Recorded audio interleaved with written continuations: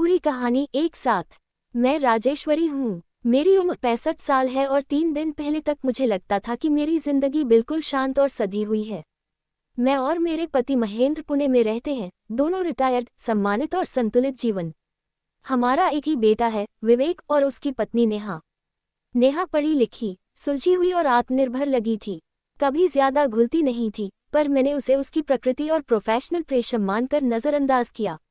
मुझे क्या पता था कि उसी शांति के नीचे एक तूफान पल रहा है। पिछले बुधवार ने सब बदल दिया। नेहा पहली बार अकेली हमारे घर आई थी। घबराई हुई, फोन टूटा हुआ था, मीटिंग का बहाना था, पासवर्ड, शादी की तारीख। मैं उसका फोन लेकर अजीत की दुकान पहुंची। दोपहर सब सामान्य था। शाम को जब वापस गई तो अजीत का चेहरा बदला हुआ था। उसने कहा, आंटी, कार्ड ब्लॉक कर दीजिए, पासवर्ड बदल दीजिए और तुरंत घर छोड़ दीजिए। उसके शब्द आज भी मेरे कानों में गूंज रहे हैं। उसने फोन खोला। एक फोल्डर था, प्लान बी। अंदर स्क्रीनशॉट्स थे, बैंक ट्रांसफर की डिटेल्स, प्रॉपर्टी डॉक्यूमेंट्स की फोटो, हमारे घर के ईमेल ड्राफ्ट जिसमें विवेक के नाम से मेरे पति को मानसिक रूप से अक्षम साबित करने की योजना थी। चैट्स किसी RK_77 नाम के व्यक्ति से।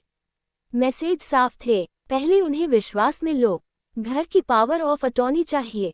एक्सीडेंट नहीं, मेडिकल इमरजेंसी दिखनी चाहिए। बुजुर्ग लोग जल्दी टूटते हैं। मेरे हाथ कांपने लगे। अजीत ने धीरे से कहा, आंटी, ये फोन गलती से बैकअप में खुल गया था। मैंने पढ़ा नहीं होता तो कुछ महीनों में बहुत देर हो जाती। मैं बिना कुछ कहे फोन उठाकर घर लौटी। उस रात मैंने कुछ नहीं कहा। महेंद्र चैन से सो रहे थे। विवेक ऑफिस से बाहर था। मैंने नेहा को फोन किया। सामान्य आवाज में बोली, बेटा, फोन ठीक हो गया है, आकर ले जाओ। वह अगले दिन आई, मुस्कुराती हुई, जैसे कुछ हुआ ही न हो। मैंने चाय बनाई, महेंद्र को बाहर भेजा और फोन उसके सामने रख दिया खुला हुआ। प्लान बी स्क्रीन पर था। उसके चेहरे का रंग उड़ गया। पहली बार वह बोली नहीं, सिर्फ देखती रही। मैंने शांत स्वर में कहा, इतिहास पढ़ाया है मैंने, नेहा। राजनीतिक षड्यंत्रों से ज्यादा खतरनाक होते हैं घरेलू षड्यंत्र। वह रोने लगी, माफी मांगने लगी। दबाव, लालच, किसी और के बहकावे की बातें। मैंने एक ही वाक्य कहा, तुम्हारी सबसे बड़ी गलती ये थी कि तुमने हमें कमजोर समझा। हमने पुलिस में शिकायत नहीं की, लेकिन सबूत सुरक्षित हैं। विवेक को सब बताया गया। वह टूट गया पर सच के साथ खड़ा रहा। नेहा आज हमारे जीवन में नहीं है।